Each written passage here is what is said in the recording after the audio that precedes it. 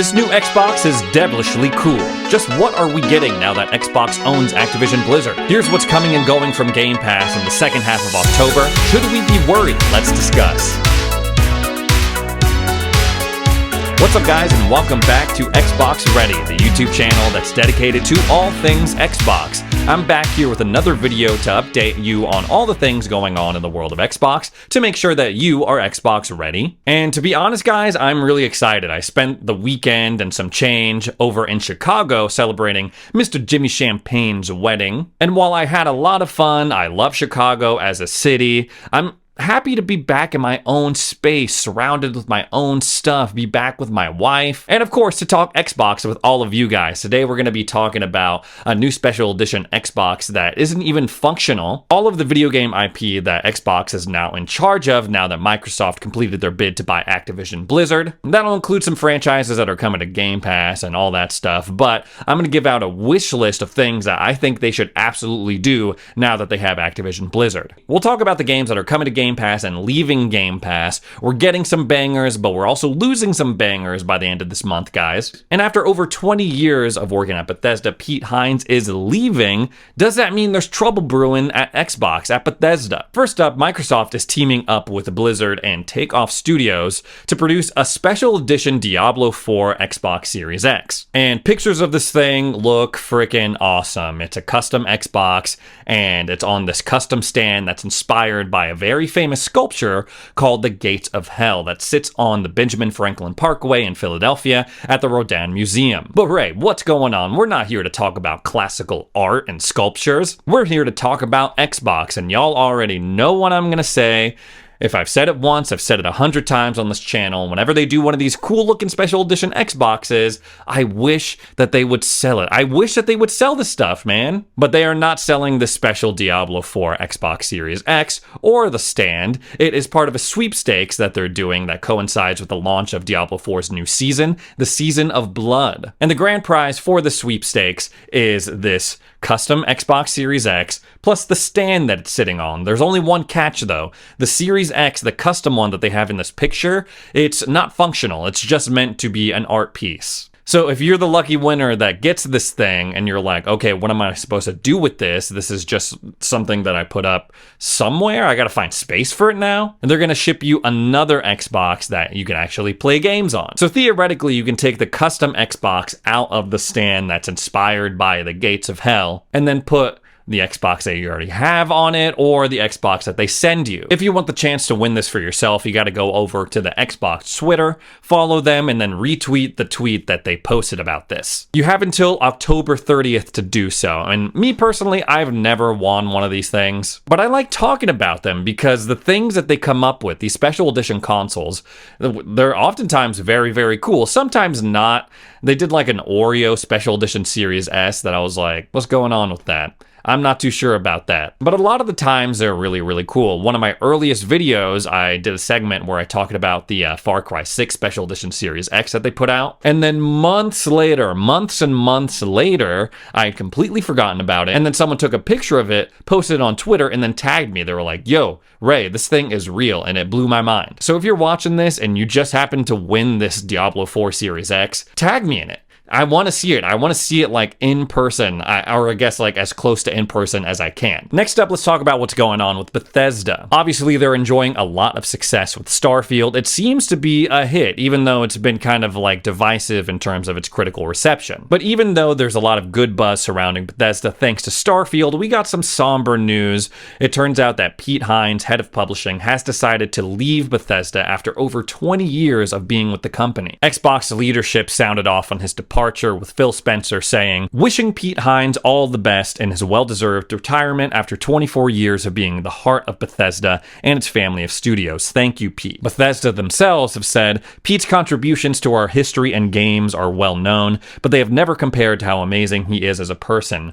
A true friend who's always there for anyone, and will always be there for him. Congrats on completing the main quest, but there's a lot more to play. Pete Hines has been with Bethesda for 24 years. That is crazy. All of my favorite Bethesda games, he was there for them, man. Dating back to when I was like in middle school. I was 6 years old when Pete Hines started working with Bethesda. That's crazy. But of course, when someone leaves an Xbox first-party studio, especially someone who's in a position of leadership, they can never just leave, right? There's always got to be something else going on. And with Pete Hines leaving Bethesda, I already see a bunch of people coming out and saying things like, oh man, Pete worked with Bethesda for over 2 decades, but could only handle 2-3 years of being under Xbox's thumb. And to be completely honest, guys, I just think he wanted to leave the company. I don't know. I don't think there's anything more to this. It's good timing. They just shipped Starfield, and we know that's a project that Bethesda has been wanting to do for a while now. Like, he's already shipped multiple Elder Scrolls games,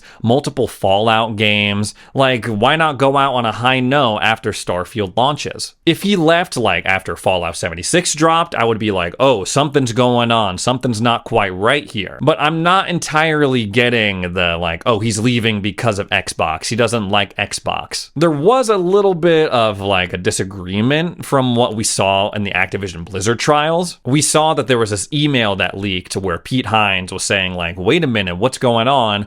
Why are the Activision Blizzard stuff going to be multi-platform, but the Bethesda stuff, we got to be exclusive to Xbox? But that's really the only sign of friction between Pete Hines and Xbox, and I don't think it's enough for him to be like, you know what, I'm done. I see people taking it even further, saying like, oh, well, the head of Tango Gameworks left, a bunch of people at Turn 10 Studios left, and I honestly, I don't think there's really anything to worry about. We're still getting good games from Tango. I liked Forza Motorsport, and I'm just not seeing it, guys. Yes, it was a bummer when Shinji Mikami left Tango Gameworks in February, but don't sleep on John Johannes, man. He was the director for, or he worked on Hi-Fi Rush, but before that, he was the game director for The Evil Within 2, and he's done some great work. He's young, but I really think he's showing a lot of promise, and that Tango Gameworks is in good hands as long as he's there. So in my professional opinion, as a guy with an Xbox and a YouTube channel, I am saying that there's nothing to worry about here. I wish Pete Hines the best. Thank you for all the good years that you gave Bethesda. Next up, let's talk about Activision Blizzard. And no, I'm not talking about rumors.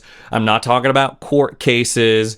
Is Microsoft going to close the deal? Are they not? No, I'm speaking in definitive terms now, because if you haven't heard, last Friday, Microsoft finally closed the deal to acquire Activision Blizzard. And of course, I was in Chicago when this happened, when news broke of this.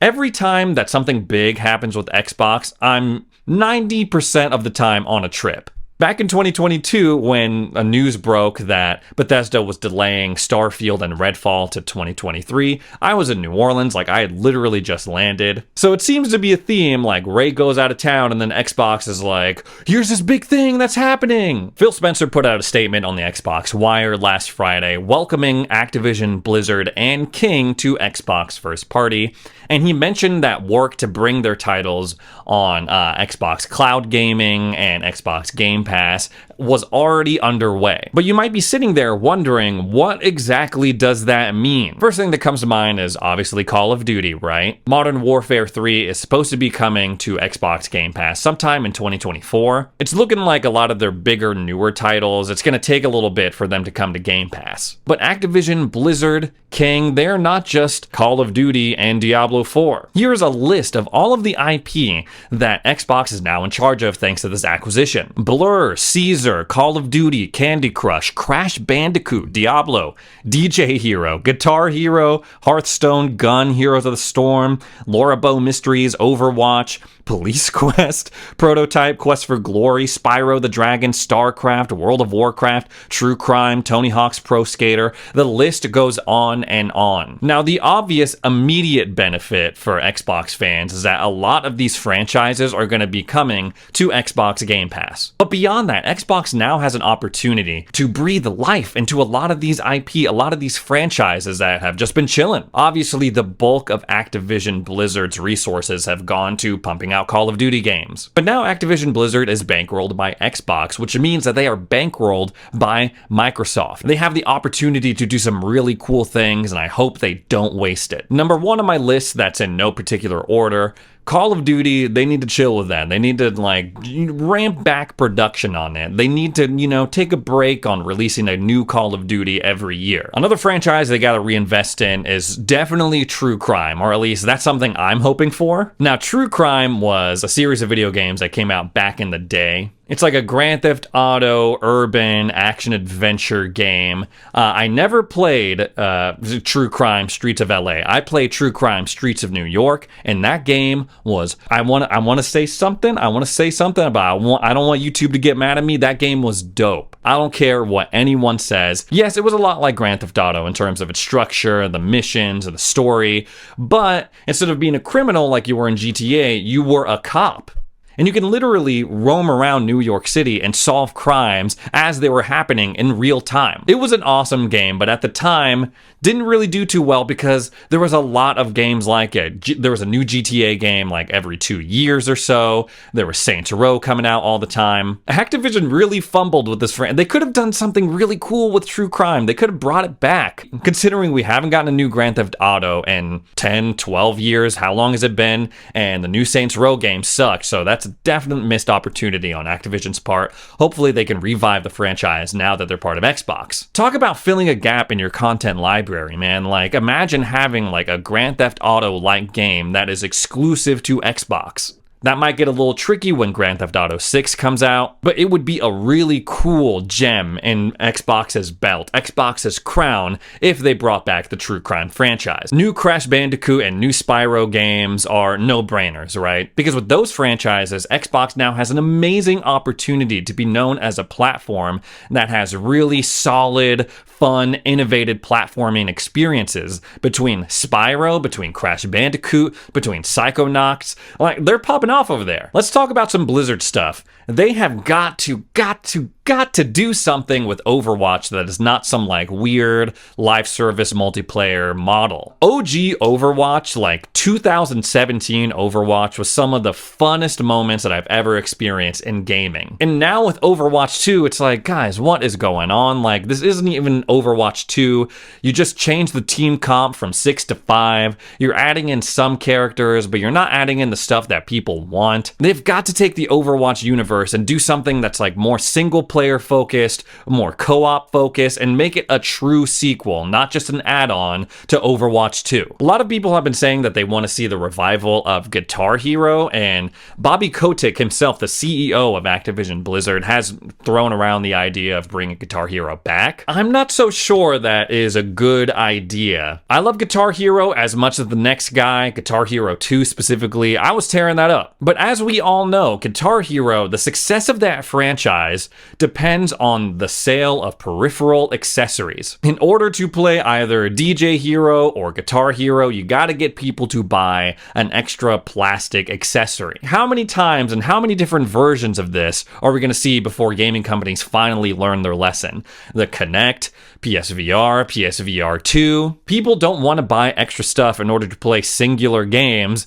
outside of just a regular controller. Another thing I really feel like would be cool is to see a single player experience based on either the StarCraft or Warcraft universes. You know what? Scratch that. I changed my mind. Give us Warcraft 4 and then make a single player StarCraft experience. By now you're probably starting to sense a theme here. I know the tendency of these companies, of these publishers, is to make everything multiplayer, online, live service. But I'm sitting here as a fan, as a guy with a YouTube channel and an Xbox, sitting here asking Xbox, please don't lean into that. Please, let's get some single player experiences. Let's get some split screen experiences from these IPs that you just acquired. I have a lot of other stupid out there ideas that will probably never see the light of day, but comment below and tell me what your wish list is now that Xbox owns Activision Blizzard. Next up, let's talk about Game Pass. Like I always say, it's not an Xbox ready video unless we talk about Game Pass in some way. We have some really good titles making their way over to the service in the second half of October. I'm really loving what I'm seeing as part of my subscription.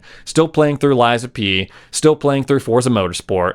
I play Party Animals a lot, actually. And they're keeping the good times rolling through the end of October. We're getting F1 Manager 2023, City Skylines 2, the Dead Space remake, Frog Detective: The Entire Mystery, Minico's Night Market, it, Headbangers Rhythm Royale, and Jusant. Now, if you gave me nothing else for the rest of October except for the Dead Space remake, I would have been a happy man. I played a little of this with Jimmy before he moved to Michigan, and it was freaking awesome. In the little time I've played with it, it seemed like an improvement in almost every single way from the original, and it comes to Xbox Game Pass right in time for the Halloween season. Now, as a reminder, this is an EA published game, so if you want to play it as part of your Game Pass subscription, you gotta have Game Pass Ultimate. So yeah, we're getting the Dead Space remake, big whoop, but we're also losing some really good games too, most notably Persona 5 Royal. I can't believe it's already been a year since this game was added to Game Pass. I was so excited for it to finally join the library, and I cannot recommend it enough if you haven't played it yet. Even if you haven't played a Persona game before, I would still recommend it. On the 31st, we're also going to be losing Gunfire Reborn, Kill It With Fire, Signalis,